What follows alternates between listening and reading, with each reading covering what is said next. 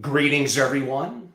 I'm Angelo Robles, the founder and CEO at SFO Continuity, Family Office Masterclass, and of course, Family Office TV. Thank you all for being a part of our live today.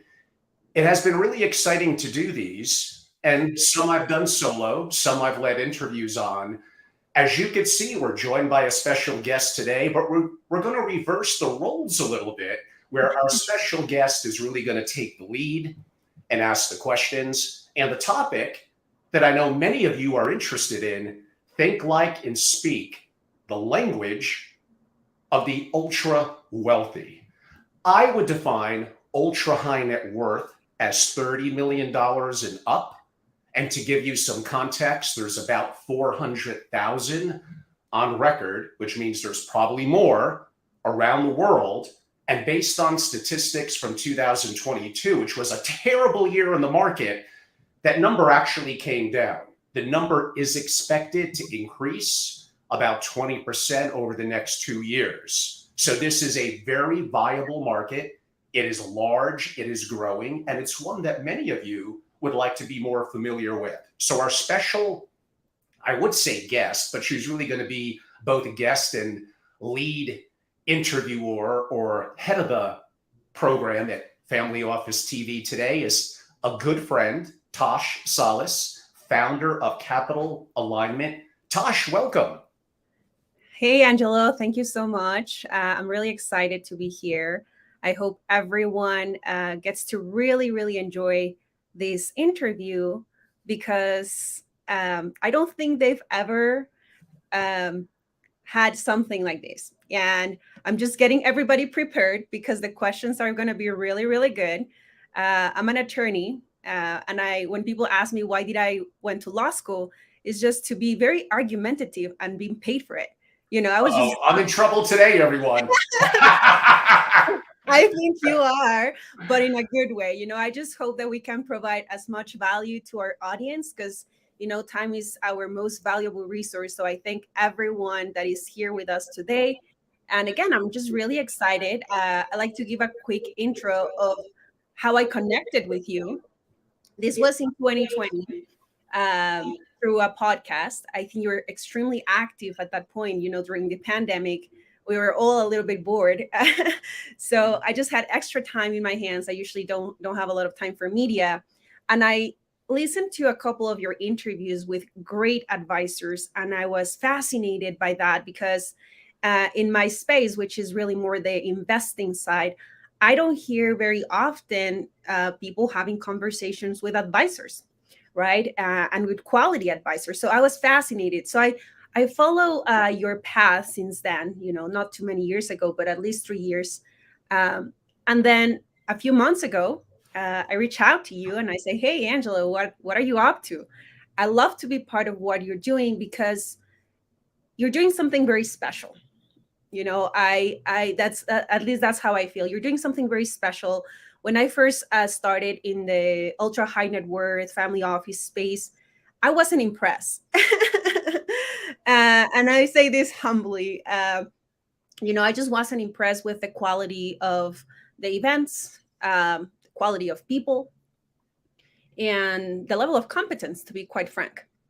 And, in a more maybe deeper way, I wasn't impressed either with the quality of people in terms of like their humanity, their kindness, their generosity. So when you started doing something different than Family Office Association, I said, he has been extremely successful. You're in the top 3 in the searches. So I said, what is he up to?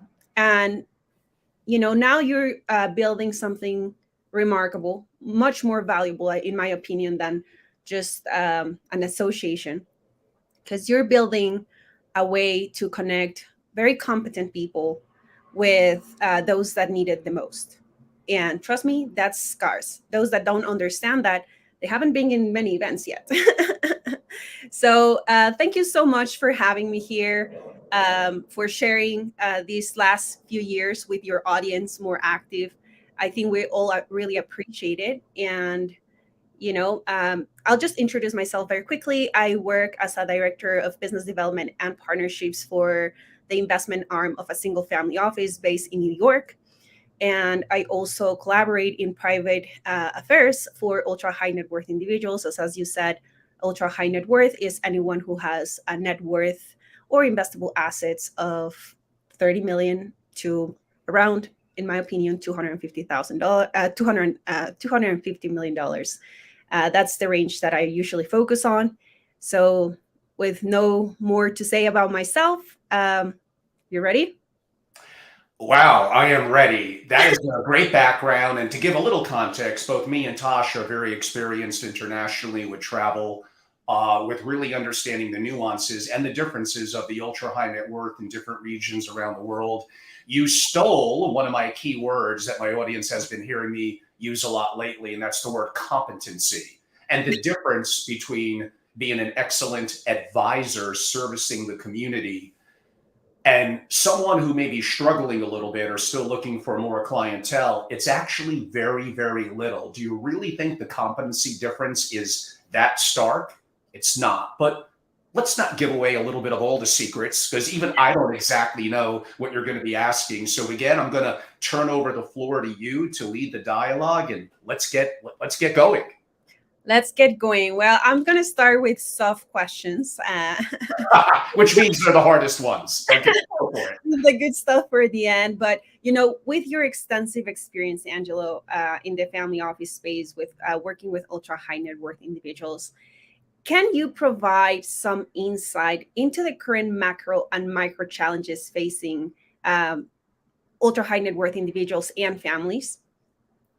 I like when anyone goes to ask that question and goes with the word experience. I think that's a nicer way of saying that, Angelo, you've been around a long time. That means you're kind of old. But you know what? With age should come wisdom.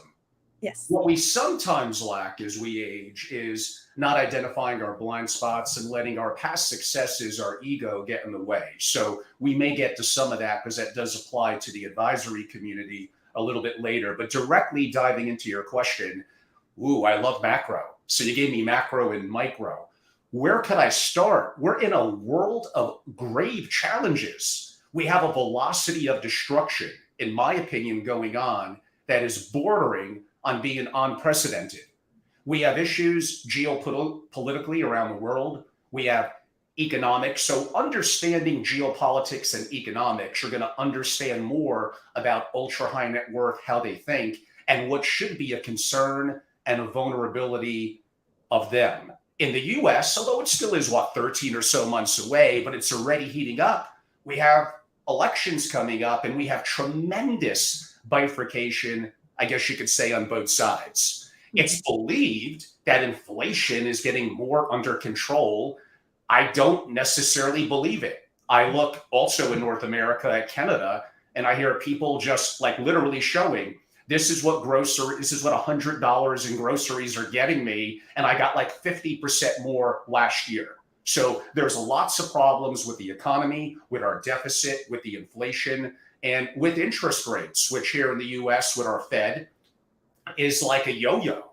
It's been a grave challenge, and why the economy, especially last year, gravely slowed down, causing a decrease in the number of ultra high net worths, is because of the change in monetary supply.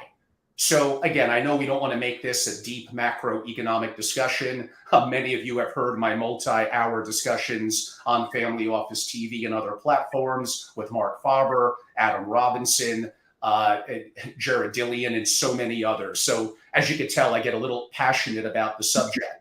But we have problems that are not just going to be swept under the rug. They're not just going to go away.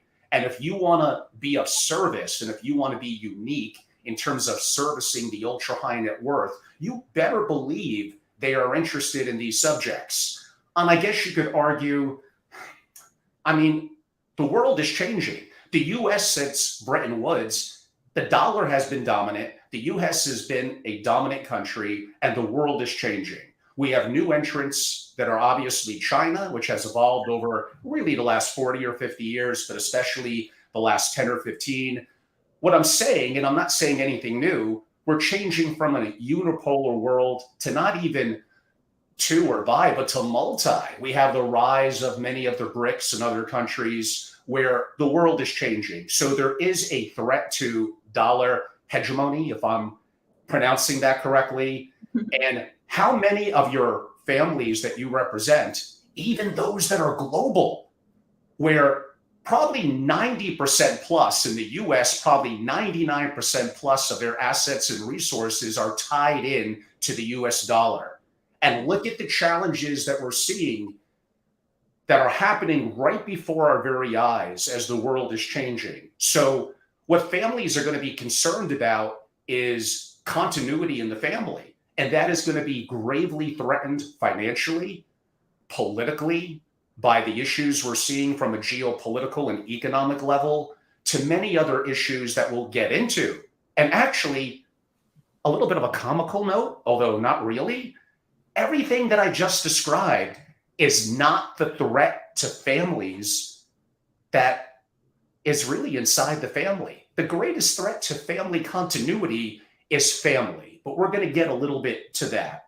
On the micro level, in terms of diving into that, being competent, identifying blind spots, moving ego aside, and you want to know what a lot of this relates to, and you want to know some of the secrets about being valuable within the family to preserving and continuing family continuity, it's two other of my favorite words that relate to competency, and that is capacity and capability.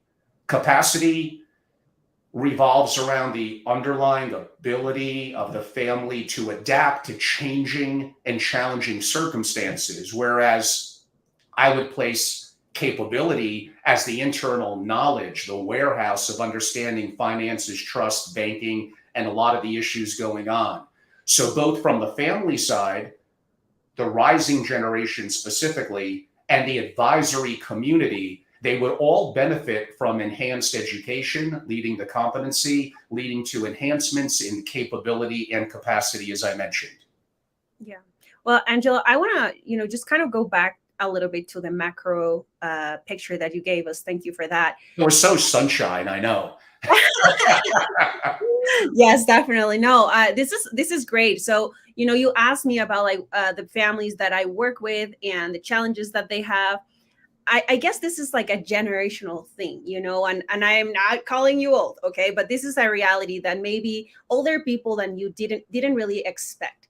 Families are now more globalized than never before, right? So you have parents living in Europe, children living in the US, grandchildren living in Latin America. So everyone is like in a different place, or they have investments in different places of the world. And while that is definitely an opportunity, it also carries all the challenges that you were just describing. Like if you just live in the US and you don't have assets anywhere else, very rare, then you have less risk than most other families. But global families and global individuals have unique challenges that they could address with a very competent and unified team. But that's really hard to find, right? So in the micro picture, they need to start actively looking for people that can help them, that they're smarter than them, that they're more proactive than them in different locations of the world. So, that leads me to my next question based on the macro picture that you say. Can we discuss a little bit the critical role of education and professionalization addressing the challenges faced by the ultra high net worth individuals? And how does this tie into your vision for improving the industry? Yes, and it's even worse than actually you're kind of building upon what I said. So maybe you're in the kind of doomsday, but you want to be optimistic about the future. You want to prepare for the worst and have an opportunity that it's not as bad, but it makes you sleep better at night and procures, again, the ultimate for the super rich, which is continuity. But just because you may be international, depending on what international country and the diversity of your interests, I'm still going to say for the most part, again, it depends on what country, you are tied in to the US in multiple different ways. And then I don't want to make this a lesson in economics and the Fed and central banking, but the dollar is so dominant although weakening, and although, again, the world is changing, that likely even being an international citizen, okay, maybe not 99% like a US citizen, but you're probably still 85 to 90% plus tied into the dollar. And no, do I think that's going anywhere in the next year or so? No, but I think that things are changing. And sometimes, like a hockey stick, it does happen fast. Relative to your more pointed question, I think education is interesting. It's very important, but education without implementation or execution is kind of wasteful. A lot of people get educated and they're book smart, they're rote memory smart. Maybe their IQ from a memorization perspective is good, and that's not invaluable. Although I would argue it will never be as good as even the AI that we currently have, which is countless times better on effectively what amounts to rote memorization without the ability to be creative and to execute. Now, we're probably going to get into some of that, and the advent to my audience heard me talk a little bit about AI replacing even the CEO last week. So we'll dive a little bit into that. But what you just asked kind of relates a little bit to what I jumped into before. Education is an opportunity to get competent, which allows the opportunity for capacity and for capability. But it's way more than just strictly an intellectual perspective, because again, how the world is changing in a variety of ways with access at our fingertips to any statistical big data or information, the more analytical in some ways we get. And I could argue family offices would still benefit from being more analytical. The greater competition in some ways we're also going to have from AI and from technologies in general that simply do it better. So is intelligence more than just knowing something? It's the opportunity, as I said, to execute, and it's the emotional attachment, the emotional intelligence, the ability to be a critical thinker. If it seems any idea that you have in the family office world, probably someone else already thought of, and how you're going to be creative in the community is to come up with an idea that probably on the surface kind of sounds a little idiotic, because that's how you create something great. I could even go back to the founding of Facebook. Really look at it in its initial incarnation on the campus of Harvard, kind of rating women. And you know what? It adapted and it grew. And that's kind of what you as an advisor or as a family office, what's the old saying from Darwin? It's not the strongest or the smartest per se, it's the capacity to adapt. If you read the writing of General Stanley McChrystal, the work of Nassim Taleb, Sparknickel, if I'm getting his name right, who is the Universa founder of the great hedge fund and incredibly interesting Spitznagel, Mark.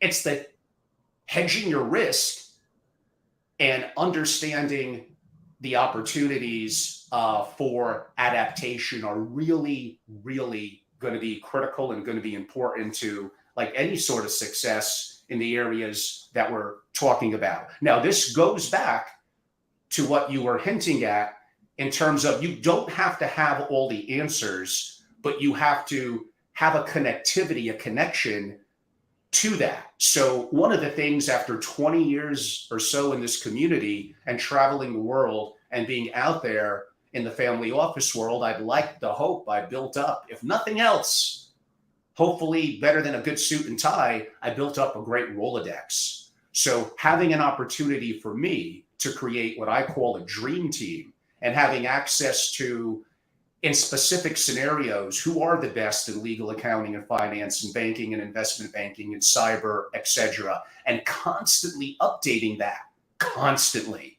So the opportunity for you as an advisor in any aspect in the community, you don't have to have all the answers. You have to have emotional intelligence. You got to be able to communicate. You have to have the capacity and willingness to learn and to adapt as times are changing. And you have to be 1 degree removed from, in today's world, really global, the people that truly are the best of the best. And pardon advisors if some of you find this a little offensive. I don't mean this to be negative. There are some of you that rise above this. But are you really that special?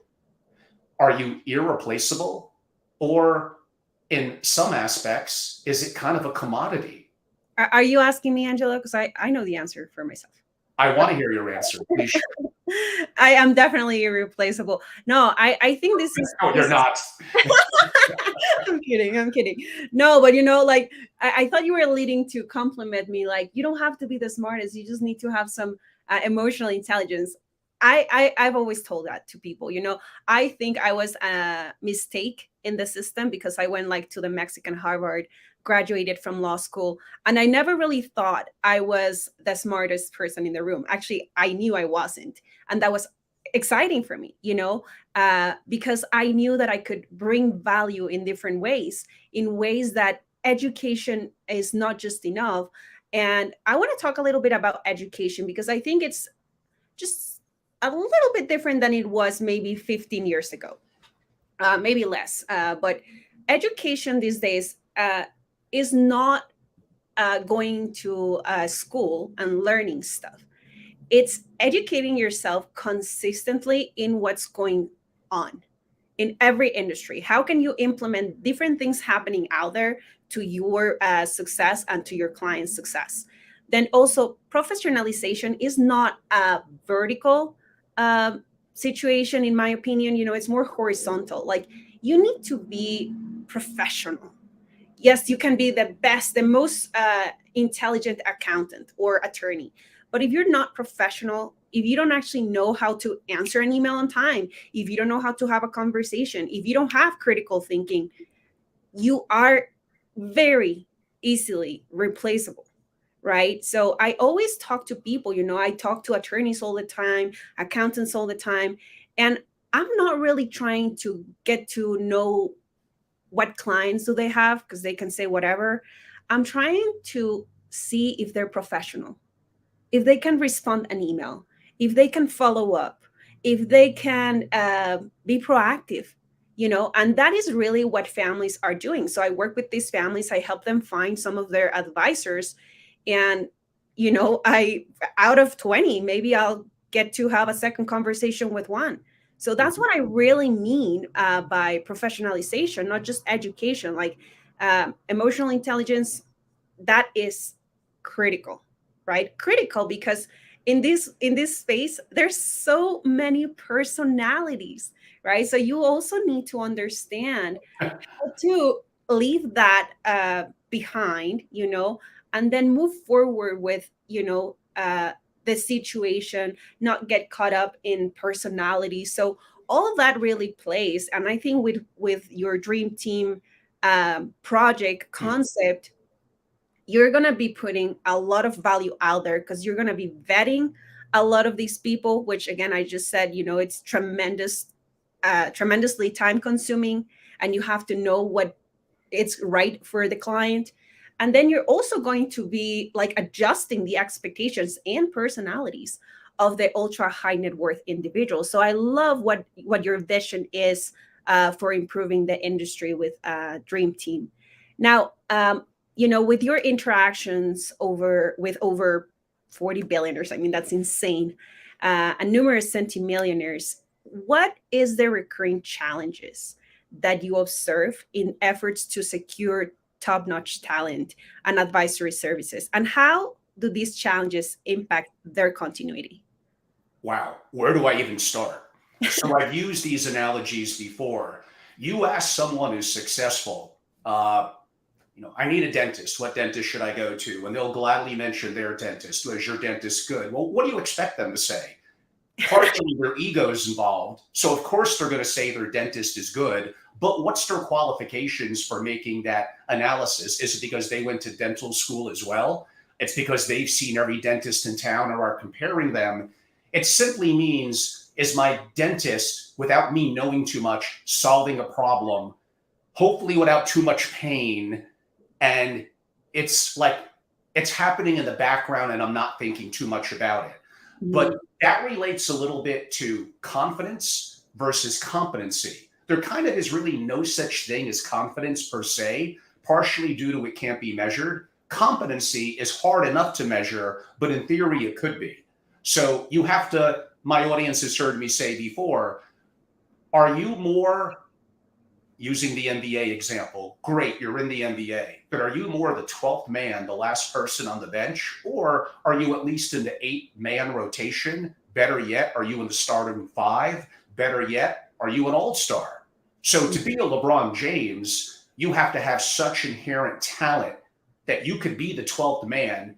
You could eat and lift weights like no other. You could have the best coaching. You could put in 22 hours a day. You still won't be LeBron James. The good news is, for those that work at an SFO or advising an SFO, give me something I could work with, maybe a little bit on the higher average scale of intelligence coupled with hunger and the ability to adapt. You could absolutely be great.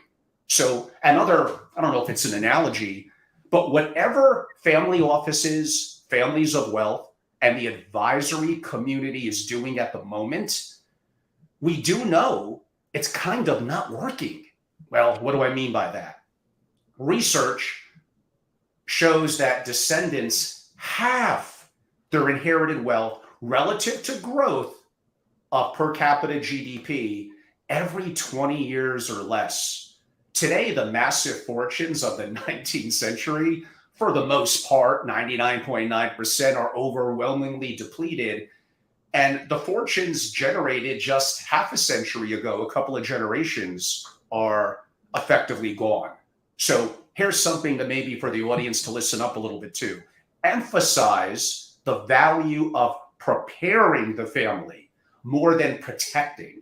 I know I like to talk about hedging and mitigating risk, protection. So even for me, it's not easy.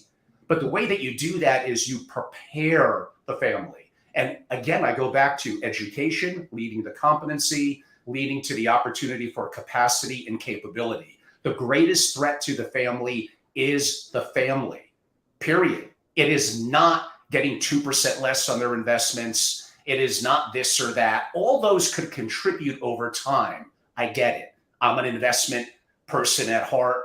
I want to get above inflation. I want to deal with the fact that multiple people are pulling at the trust and capital. Therefore, I need to get 8, 9, or 10% a year on average. I understand that. That is an issue. Maybe not as much of an issue as we're going to talk about today, because it's not as important as what I just described. So what is being done is kind of not working. And that creates the opportunity for you as a generational member in the family to change that paradigm and don't be among the average. And for those of you advising the community to have a deeper impact. It is not enough to now know just what you do. I do accounting, I do legal, I do finance. You need to be to some degree more polymath. You need to be more diverse. You need to know how to work with AI and technology to enhance your capability. And you need to constantly be focusing on those things that I mentioned for the families to focus on. You have to focus on them. Education, capacity, capability, and keep on focusing on being greater in your competence, identifying your blind spots. We all have them. And I know it's hard to do when we've had some level of success and age brings upon us a little bit more of a rigorous mind that doesn't adapt as well. We got to be very, very careful of the ego.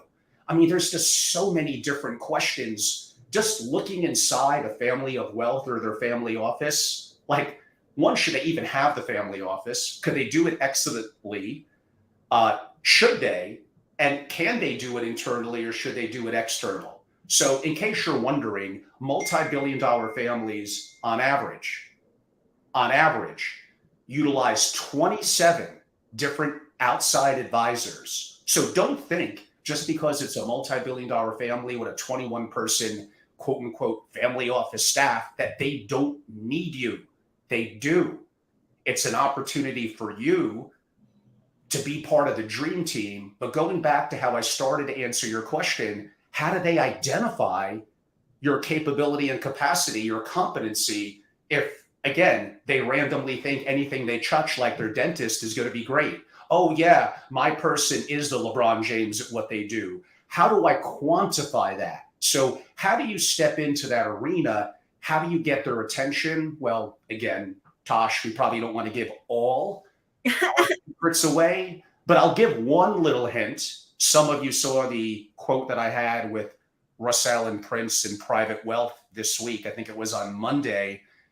And what happens, let's think big with a family office. Most family offices don't make it 15 years. Most fall short even far quicker than that, more like 5, 6, 7 years. There's a generational shift in the family where more of the power starts to transition to a rising generation that may still be in their 40s or 50s or maybe younger. Do you think they stick with the same family office executives for the most part? No. Do you think they stick with the same advisors that their parents or the elders? Very, very rarely.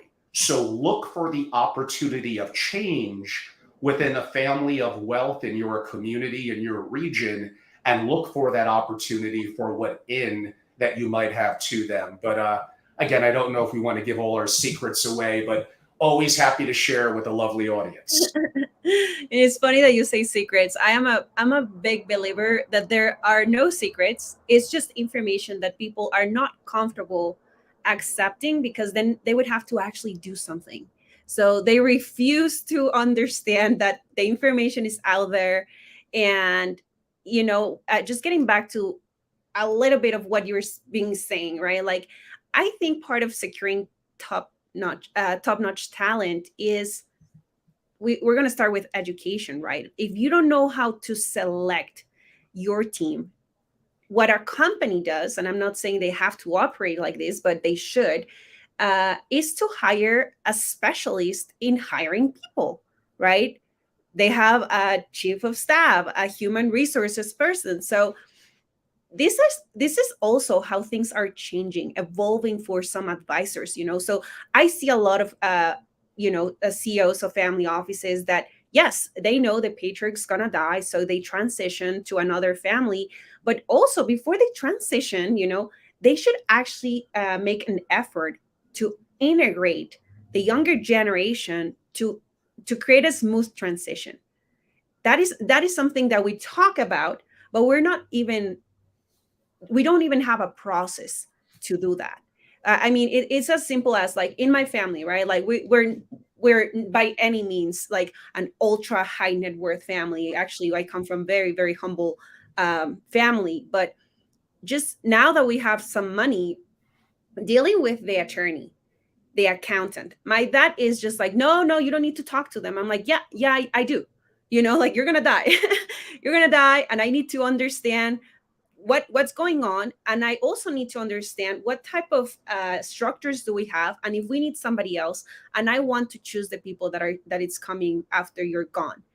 And it's such like a difficult conversation all the time. Sometimes I wish, like, I hope somebody could come and mediate the relationship with my dad and his daughters, so There actually are psychologists in the family office world who specialize, I'm not making this up, with an elder like a creator, specifically dealing with the son or specifically dealing with the daughter. As you've been in the family office world for 20 years and traveled the world and been part of university and other platforms and programs, you just meet so many people. So there are specific niches that are that specific. It's crazy. yeah, but that's the thing, it's like, I don't know if they need to be a psychologist. Actually, I wouldn't even really feel comfortable just with the title. I think there needs to be more than that, again, because in this space, every aspect is more complex than for most people. So it's not just about psychoanalyzing me or whatever. It's more about understanding how to be firm, how to pull people to do something and come together. And we go back to the emotional intelligence part, right? It's almost like being a coach, to be honest, but for the whole family. So also knowing how to choose your coach or where to find them, it's very relevant for the transition that we're seeing in the current world. And that leads me to my next question. I mean, I feel like you've answered already some of that, but where do you see the most significant disconnection between the the wealthy people that are being more and more and more, and then the lack of competent advisors to serve them? Again, there's a lot of niches, but I still feel like there's not enough people serving the community. So where do you see this disconnection? No, but there could be. The fact is, a lot of them are kind of educated in the same type of educational platform, a lot of similar groupthink among professors, and the lack of, when I interviewed billionaire Michael Saylor, who went to MIT and is brilliant and is a billionaire, created a public company. Many of you know him as being the voice of Bitcoin. He put it pretty simply in terms of the greatest value he got from MIT, and that is the capability, back to that word, capacity and capability, the capability of thinking for oneself. That what you might have learned that might have been accurate in the moment 10, 20, 30, 40 years ago, the world is simply very different now. Not everything is 2 times 2 is 4. It's not that simple. It's complex, it's adaptable. The metrics change a little bit like playing poker. With each hand, the odds and things get different. You have to adapt on the fly. Now, you said something that stuck in me a little while ago that I just can't ignore it. When you mentioned relative to HR, and yes, the most important thing in a successful family, including in the family, within the family office, and advisors outside, is the quality of the people, followed arguably by technology, including AI and systems. So if the quality of the people around a family and the family office is the most important, how important then is HR? And I think I go back to a point that Mrs. Hormozy, not Alex, but his wife, I believe it's Layla, if I have that correct, Tosh. Mm-hmm. So she basically had a comment, using a little bit of my words, that for the most part, HR is commonly, as it's currently, as we know it around the world, kind of a little bit of bullshit. It's PC, it's garbage, it's protecting your butt. You want a real people officer. That would be the 2 most important roles in a single family office are getting the right people in the right seat, AKA Jim Collins. Therefore, a real people officer, not some HR crap. A real people officer is number 1, and a chief learning officer to teach capacity and capability. I am giving all my secrets away today. But just because I'm telling you the secrets, like you said, Tosh, doesn't mean that they're so easy to execute, partially due to, again, my dentist analogy. You're just going to assume who you know must be the best of the best because you're making the assumption based on your ego, without having quantifiable facts. You know, when I meet with billionaires, including multiple in the Forbes 30, like I ask them, who is your CPA? Who is your auditor? Who is your T&E on legal, on business? What hedge funds are you in? Who could I talk to there? I'm nosy. I'm curious. I want to find out because this is my life. I dedicated my life 24/7 to the family office community. Again, like you said earlier, I looked at it almost 20 years ago and it's not gotten better. It lacked rigor. It lacked institutional quality. It lacked critical thinking and zero creativity, zero. And that really hasn't changed, especially that latter part in the last 20 years. The challenge is when you're creative, you are going to be wrong. And you have to not be afraid to look stupid, something that I've done pretty well at over multiple times in my 20 years. But there are sometimes, boy, do I hit a grand slam. And I'm ahead of the curve. Now, I could get into mitigating and managing risk and how to do that properly and from investing and non-investing, but that's not really the core focus of kind of your question. So I know I kind of answered it a little bit in kind of an indirect way, but I would really look at, you brought it up relative to HR, and I'm going to go with the verbiage that Layla used, which again is a real people officer, a real one. Mm-hmm. You want to work and be part of a team, the dream team that I mentioned, whether you're inside with the family, AKA a larger family in the family office, or advising to them. There is not enough competent, although there could be, because it's not as hard in the example I gave as being the LeBron James or the Michael Jordan. You have no chance to do that because that takes a certain level of inherent talent coupled with hard work and a little bit of luck, magic, and pixie dust. But you could be great as an advisor. I promise you could. You need mentorship, some direction, some getting re-educated because some of what you learned is crap or was good, but doesn't work anymore. And then, of course, a good part of it, which I don't think we'll have the time to get into today, You may be competent and you may be great, but if no one knows who you are and you're not in the right circles, then kind of like what good is it? So your capability on marketing and salesmanship, for lack of a better word, is Mhm. going to be important. I mean, maybe we get into little parts of that a little later, but ballpark, if we're going to be about an hour in today's live, we got about 17, 18 minutes left. So we may save that one. Me and Tosh will do more of these, by the way. Yes. So don't worry. If we had to cover everything, it literally would be 100 hours plus. Trying to give you some of the highlights. Yeah, I love how we say, "Don't worry, we'll be here for you guys. Like we're not going anywhere." But yes, we are planning on doing a series of these conversations.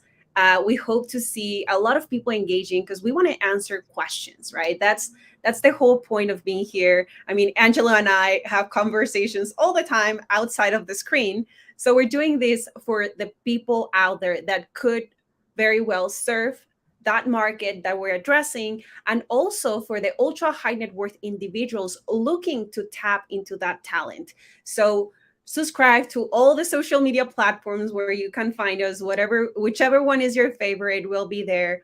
uh, then I want to mention something about what you were saying about these two roles, Angela, because I think these two roles are, I mean, maybe I'm just exaggerating, but I think when you choose these two people, are probably the most important people for your organization. And here's why.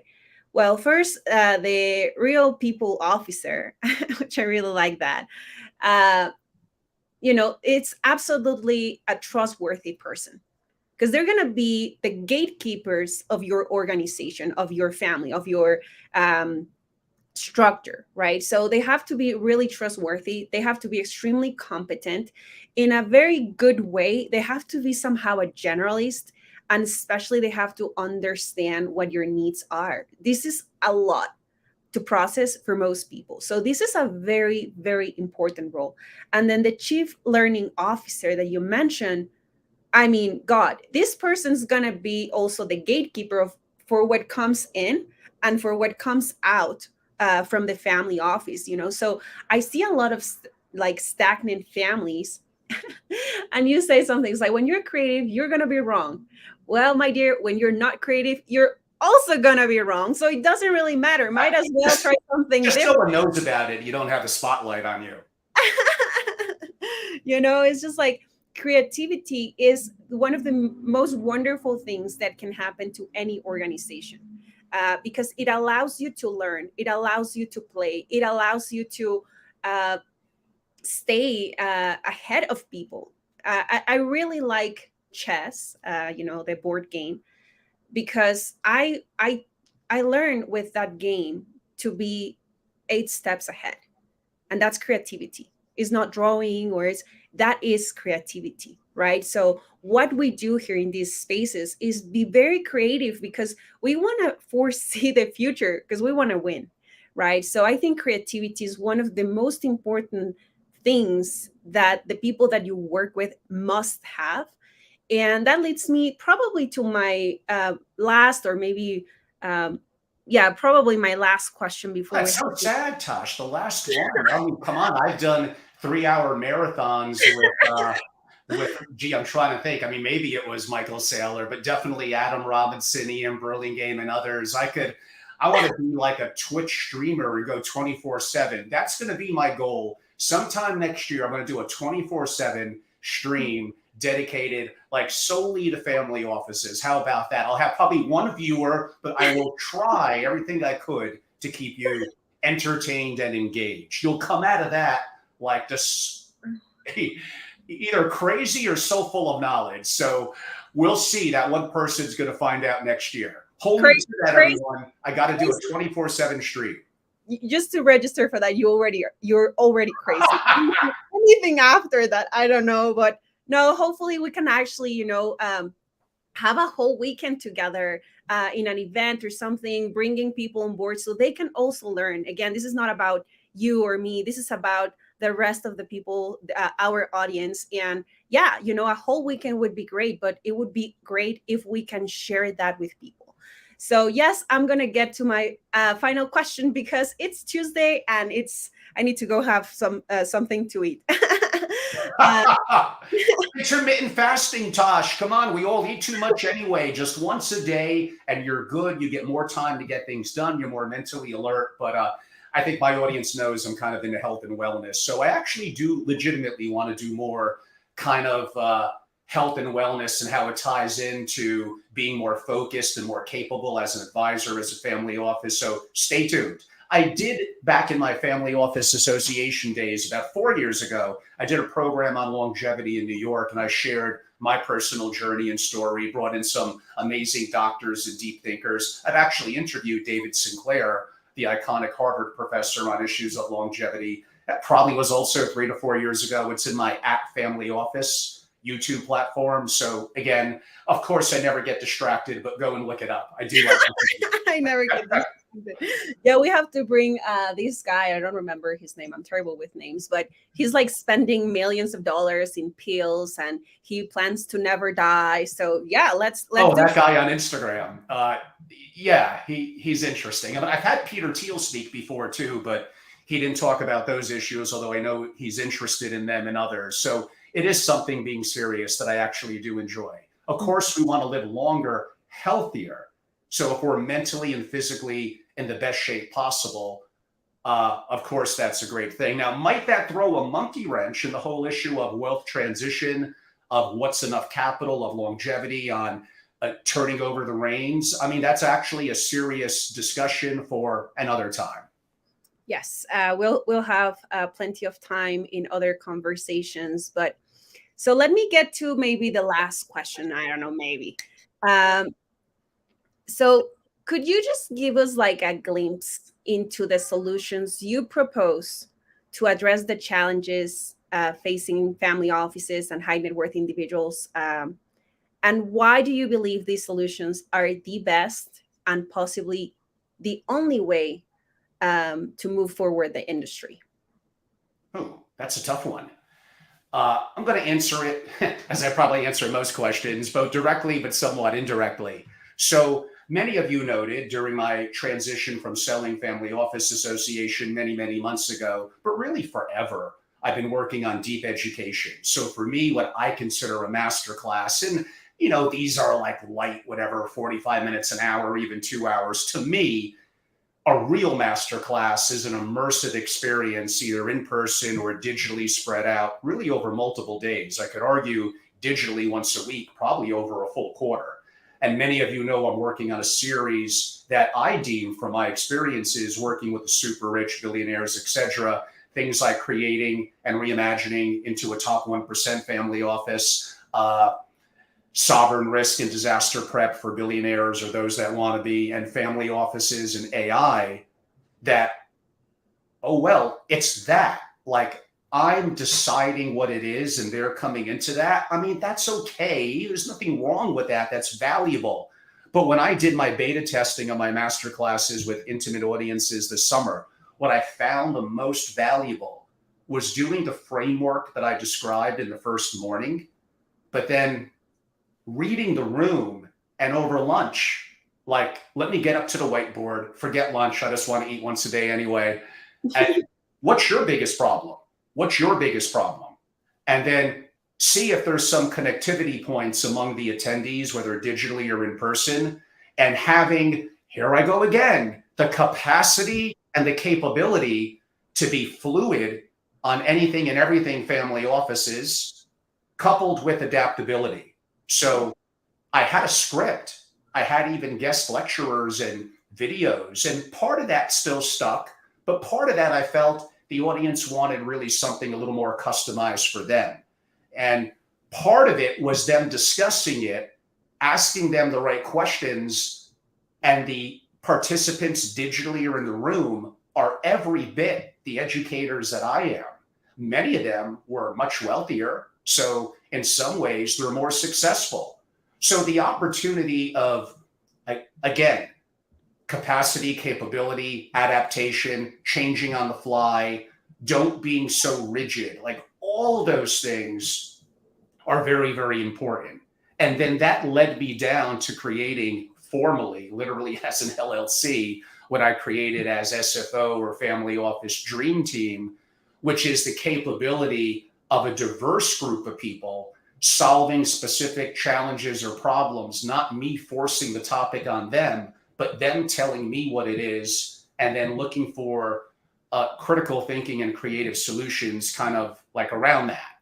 So again, what did I say earlier? For the most part, do you have a car analogy? Do you have a good chassis that I could work with? You could be a Ferrari, but if you're always breaking down, like, what good are you to me? I'd rather have you be a Chevrolet, but you work perfectly, perfectly. That is going to be often the better fit. Your consistency, your ability for the big three that I mentioned, your competency, your identifying blind spots, moving ego aside, and your ability to adapt, to listen. You don't have to have all the answers. It would be nice if you're 1 degree away from, and through people like me, you, and others, I mean, you kind of are. Now, you may have to be a part of that community or be a part of that to be able to participate in that. You don't have to know everything. You have to be a good listener. You have to know to ask questions. You have to know what you know and your competency, and always look to grow and expand, of course. But again, you have to be that 1 degree or a direct relationship away from being of value. When I get questions from my members or from a consulting assignment or even in a masterclass that I don't know, or even maybe immediately someone in my dream team doesn't know, we look to understand the question better. Sometimes it's a matter of clarifying the exact pain point or question. And then very simply, I don't know. And give me some time. Maybe that's 24 hours. Maybe that's a week. And I'll have the opportunity of getting back to you. So the capability of having the competency or the 1 degree removed, it's not that hard. What's hard, again, is to be the greatest in the world, a Michael Jordan at this, or the Messi in soccer. Like, you're just not going to be that, period. There's only one. It is easier in the community that we're in to be great. And that's why I use that terminology, top 1%. You could absolutely be top 1%. And if that is not true, and I fail you and you fall a little short, okay, I made you better. I probably made you, or you kind of made yourself, because you have it inside you to be the best version of yourself. You were in the middle, now you're top 10%. I would like to have you be top 1%, but maybe that isn't possible. But you're still going to be better than where you started. And again, today's not going to be the opportunity for us to get more into marketing and salesmanship and identifying where, quote unquote, the wealthy are, and then how to be attractive to them and how to offer services that could be value. I gave you one idea with the transition of a family within the generations, and how likely the rising generation is not going to be too attuned to the current advisors. Now, that doesn't say much about the current advisors to the family if they were not engaging with the younger generation and are appearing, whatever, too old and stodgy. With age, however, as I'm an older gentleman, hopefully comes a level of wisdom, coolness under pressure, and the opportunity of more depth in your Rolodex to solve problems. So relax. You young guns don't have all the answers here. But you do bring, I hope, a spark, a level of engagement, more tech savviness. And we didn't really have the time today to get into AI. But I am absolutely telling you, I meant everything that I said in the live that I did last week. And I have a masterclass around this. I've spent over 100 hours. I've spoken to the leading thought leaders. I've interviewed Dr. Craig Kaplan. Look it up on my @Family Office on YouTube. That was like a 2.5-hour interview. Everything that you know, I was going to say, is coming to an end. That would be a little too stark. But it's all changing. And you could either ignore it. This is like NFTs from 3 years ago. Bullshit. First of all, there's going to be value within the technology of Web3 and NFTs that is going to be valuable moving forward. Stop being stuck in the mud. adapt, change. But there's no question AI is going to be significantly impactful. And I'm looking at the messages that came in on the message board last week when I did it. Never, I will never be replaced by AI. Really, never. Up in 50 years, what you do is so incredible that you're not going to be replaced. Bullshit. You might be replaced like now, let alone in 2 or 3 years. If all you do is in your mind, rote memory, recycling what you learned, whether 20 years ago or yesterday, like any technology that's more enhanced in AI, which again is the example I gave, and a deep insider at Microsoft told me they're shocked at what they're learning from even GPT and other platforms. And I moved beyond really LLM to more generative AI. Everything is changing. You have to adapt and you can't wait. I think you have to do it right now. And you have to march yourself towards greatness in what you're doing, towards building up a substantial net worth, which you could. And these are all things that will allow you as an advisor to have some of the same challenges and vulnerabilities that the families you may be representing have. And right, those would be better problems than Maslow's hierarchy of wondering about, food and shelter and water. Now you're in more of a bigger picture about your heirs, about your legacy. These are all really, really important topics. Again, I go back to you could be great. You really could be. But do you want to be? And if you want to be, the resources are out there to exponentially grow your knowledge. Could you do it organically? Probably. I don't know. It took me like 20 years, but of course you're better and smarter than me. I get it.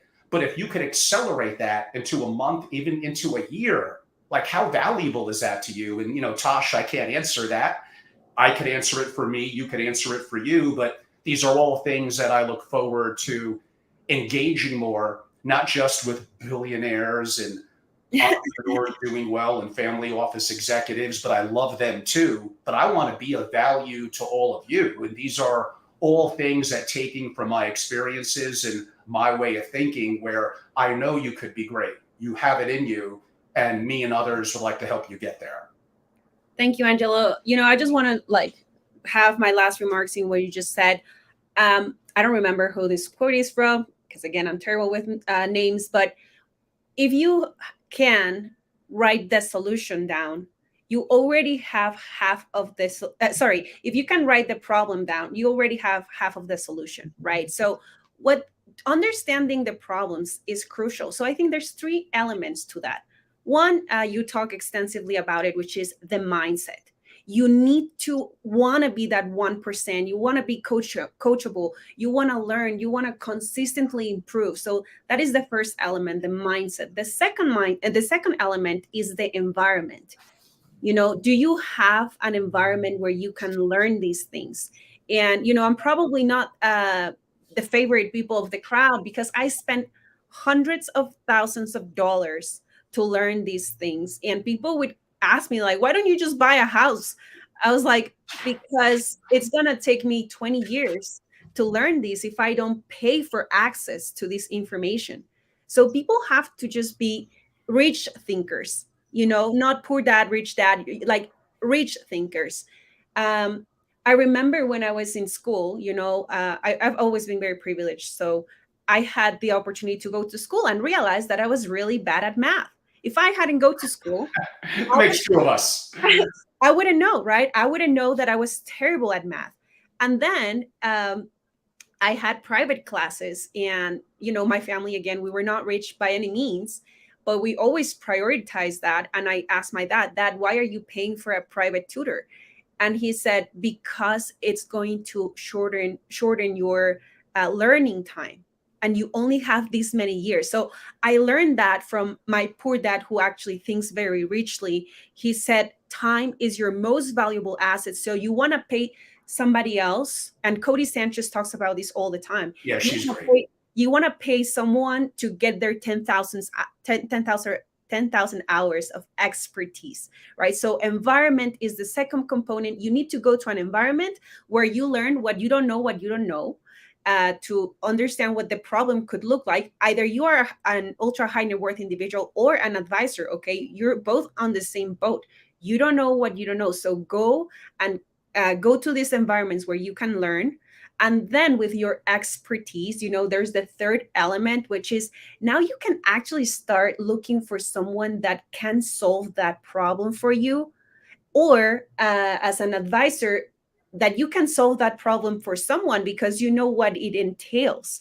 So I think those three elements, Angelo, and in order, are part of and a very critical part of the solution for the industry.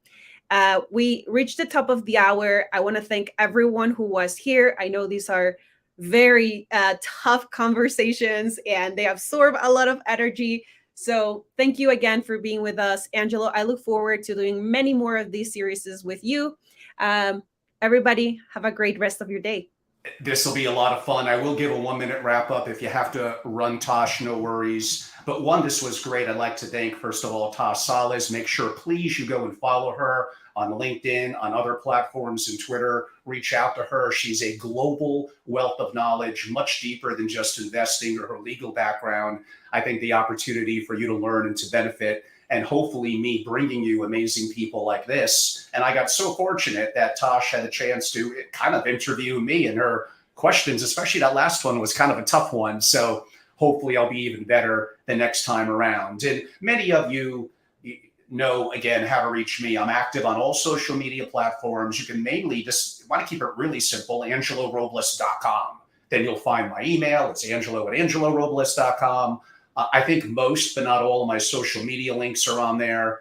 And I'm updating it constantly to some degree because so much is quickly changing. Many of you know I'm putting a big effort into what I do in Family Office Masterclass that I own, my work and my branding in what I do in Family Office TV. And really, my SFO continuity is more focused directly on families and SFOs. That is all inclusive to all that I do. But we have a limited number of charter memberships available. And I guess the good news is that's kind of coming to an end because I'm almost there from that perspective. But there still is so much more that I could do. I'm sorry, audience. We had a fair number of questions and comments today that we did not have a chance to get to as much as I would like. Mark F., wise ass, by the way, but it's all good. I kind of like that little bit of the analogy you gave. Natasha, thank you so much. Adam, you always ask great questions. I look forward to doing collaborations and work with you. Sorry I couldn't get to your question today. Kalastro, thank you so much. Eric Von Rompe, I believe it is. Thank you. You've all been very kind. I could have done a better job noting some of the questions that you have, so pardon me. Email me, reach out to me anytime. Thank you all so much. Thank you again, Tosh. Look forward to the next time. Everyone, I'm Angelo Robles. Thank you all so much.